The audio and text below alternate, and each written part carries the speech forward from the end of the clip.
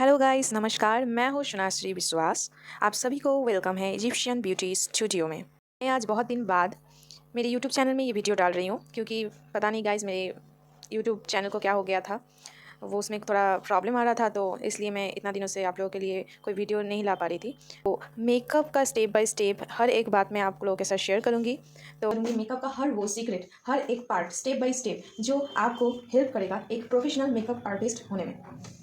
जिन लोगों को मेकअप सीखने का शौक़ है वो लोग भी मेरा ये वीडियो देख के मेकअप सीख सकते हैं। मेकअप भी सीख सकते हैं आप मेरी इस वीडियो से, और साथ ही अगर आप चाहे तो आपका सेल्फ मेकअप भी सीख सकते हैं। तो आज मैं, जैसे कि मैंने कहा कि मैं फर्स्ट पार्ट में आपके सामने ला रही हूँ मेकअप का, तो इसी से रिलेटेड सेल्फ मेकअप भी है। तो एक के बाद एक आप देखते रहिए। तो बीच बीच में मैं आप लोगों को बताते रहूँगी, प्रैक्टिकल और थ्योरी दोनों ही बताऊँगी, आप लोगों के साथ शेयर करूँगी। फर्स्ट स्टेप जो है स्किन प्रिपरेशन, या फिर जिसको हम आपने हमारे लैंग्वेज में कहते हैं CTM।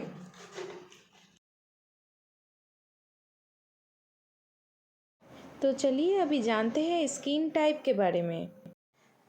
So my dear friends, हमें जो प्रोसेस करना है वो है स्किन प्रिपरेशन। तो ये है हम लोगों के लिए सबसे पहला काम। चाहे वो अपने ऊपर ही सेल्फ मेकअप क्यों ना करें हम, या फिर किसी क्लाइंट के ऊपर ही क्यों ना करें, हमें स्किन प्रिपरेशन फर्स्ट करना ही है।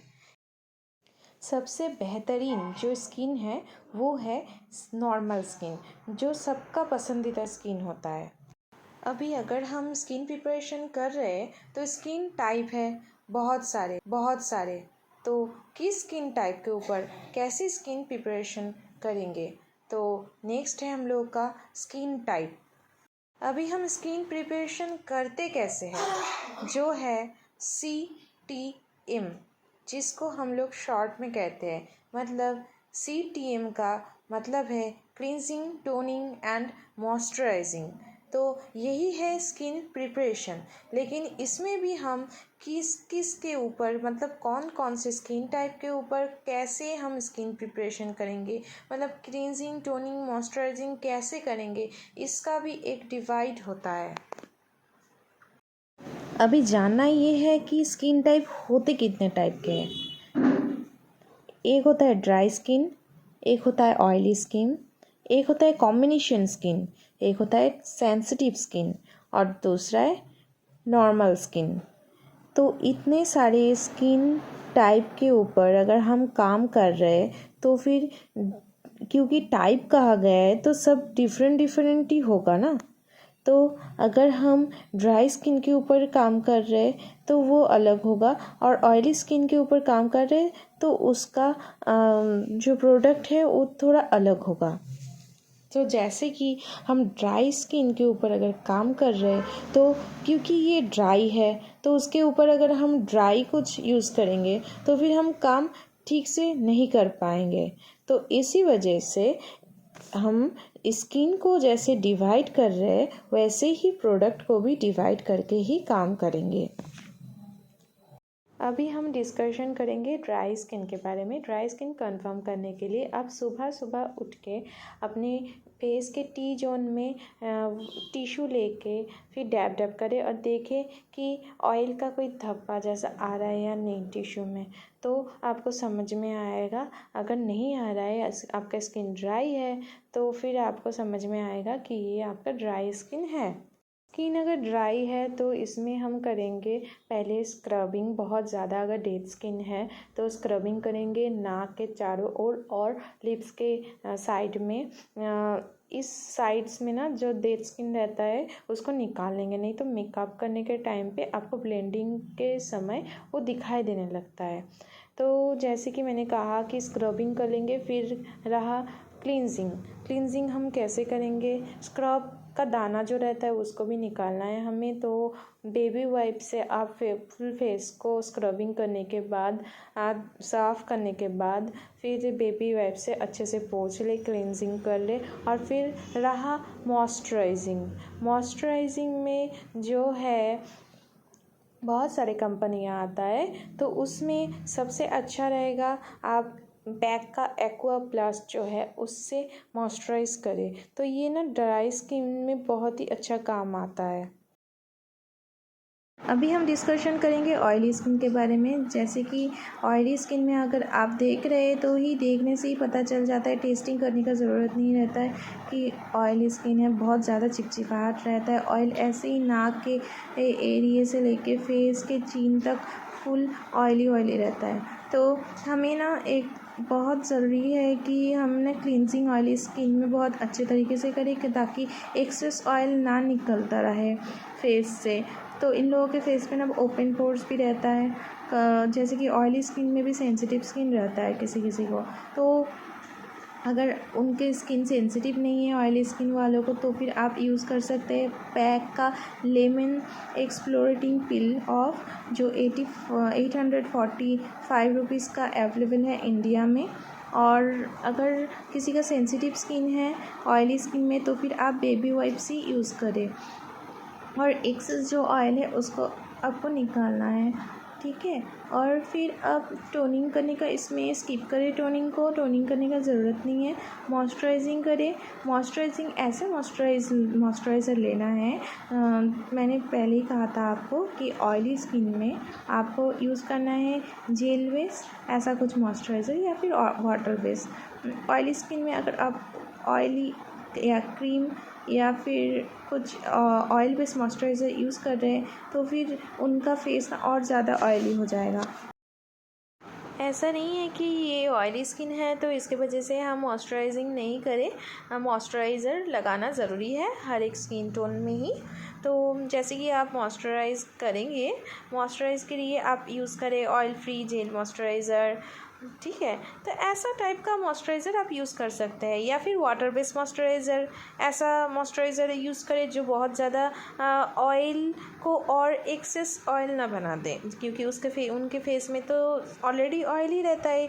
या फिर आपका स्किन टोन ऑयली है तो आपको भी पता है कि आप मॉइस्चराइज़र लगा रहे हैं तो फिर बहुत ज़्यादा और ज़्यादा ऑयली हो जाता है स्किन।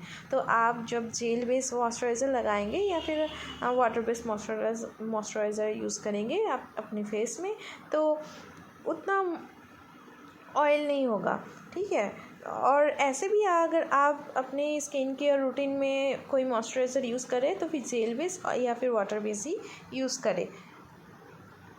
और नेक्स्ट ये है ऑयली स्किन में, मैंने जो कहा था आपको टोनर स्किप करने के लिए, आप लोग टोनर को स्किप करें मतलब एकदम नहीं यूज़ करना है ऐसा नहीं है। ऑयली स्किन में पहले क्लींजिंग कर ले, फिर मॉइस्चराइजिंग कर ले और उसके बाद प्राइमर यूज़ करें, फिर आप टोनर यूज़ कर सकते हैं। तो मैं टोनर के टाइम में जब प्राइमर के टाइम होगा तब मैं बता दूँगी कि कौन सा टोनर इसमें प्राइमर के बाद यूज़ कर सकते हैं, ठीक है।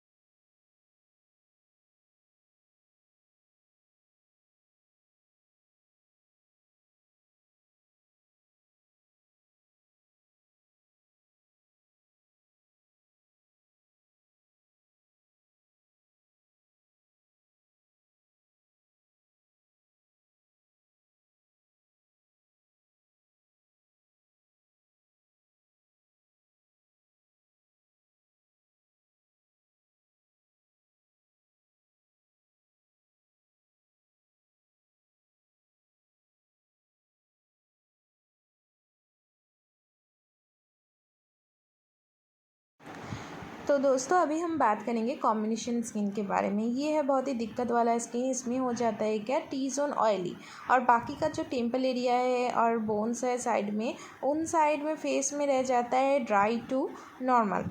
तो इसमें ना हम ऐसा मॉइस्चराइज़र यूज़ करें, मतलब क्लींजिंग पहले कर ले आप, आपका जो मर्ज़ी है, बेबी वाइप्स हो या फिर कोई भी क्लींजर से आप क्लींजिंग कर सकते हैं।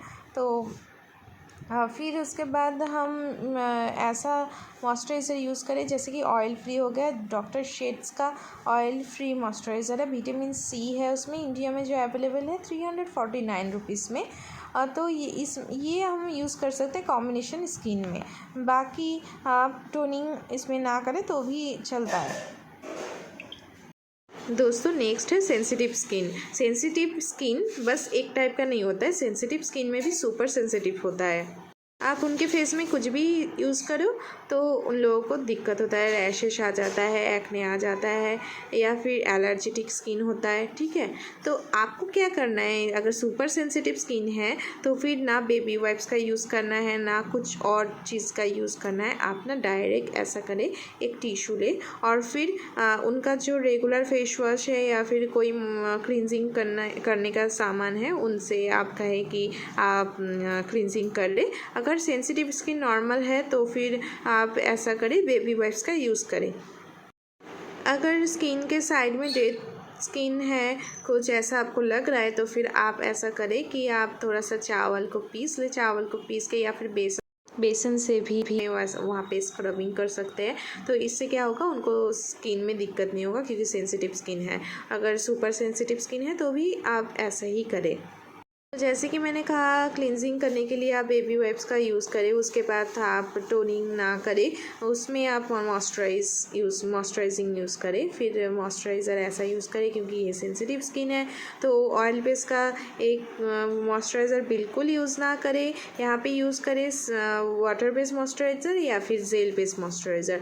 वाटर बेस्ड मॉइस्चराइज़र में सबसे बेस्ट होता है सेंसिटिव स्किन के लिए, वो है सेटाफिल मॉइस्चराइज़र क्रीम है। ये क्रीम लेकिन ये आता है वाटर फॉर्म में, तो फिर ये आपको 431 रुपीज़ में मिल जाता है। फिर आपको जेल बेस्ड वाटर भी मिल जाता है और वो भी आप यूज़ कर सकते हैं। इन बेस्ट होगा आपके लिए सेटाफिल का मॉइस्चराइज़र अगर आप यूज़ करें। अगर दिक्कत आता है सेटाफिल का मॉइस्चराइज़र से भी तो फिर आप पहले पैच टेस्ट कर लें, उसके बाद ही लेकिन यूज़ करें। अगर बहुत ज़्यादा दिक्कत हो रहा है तो फिर आप एलोवेरा जेल यूज़ कर सकते हैं। न्यूट्रोजेना का जो वाटर जेल है वो भी आप यूज़ कर सकते हैं एज ए मॉइस्चराइज़र, 450 रुपीज़ का जो इंडिया में अवेलेबल है। बेसन जो है वो आप चना का बेसन ही यूज़ करें क्योंकि दूसरे बेसन में मिलावट के कारण सेंसिटिव स्किन में एलर्जी भी बन सकता है। तो दोस्तों अभी हम बात कर रहे हैं नॉर्मल स्किन के बारे में। नॉर्मल स्किन में आप बेबी वाइप से वाइप भी कर सकता है या फिर जो रेगुलर फेस वॉश है आपका, उससे भी फेस वॉश कर सकते हैं। नेक्स्ट है टोनर।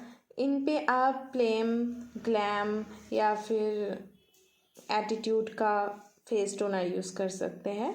फेस टोनर यूज़ करने के बाद बारी है मॉइस्चराइज़र यूज़ करने का। आप इनके ऊपर ELF सुपर हाइड्रेट जो आपका मॉइस्चराइज़र है, ये बहुत ही शानदार काम करता है। 1400 इसका प्राइस है, इंडिया में अवेलेबल भी है ये, तो इससे आप मॉइस्चराइज़ करें। सो दोस्तों मैंने आपको क्लीनिंग, टोनिंग, मॉइस्चराइजिंग के बारे में बता दिया। साथ में मैं ये भी बता दूँ, किसी भी स्किन के ऊपर अगर डेड स्किन दिखाई दे रहा है तो आप फेस स्क्रब करना ना भूलें। फेस स्क्रब ज़रूर कर ले और फिर आप क्लींजिंग करके फिर मॉइस्चराइज़ करें स्किन को, क्योंकि फेस स्क्रब को निकालना भी बहुत ज़रूरी है।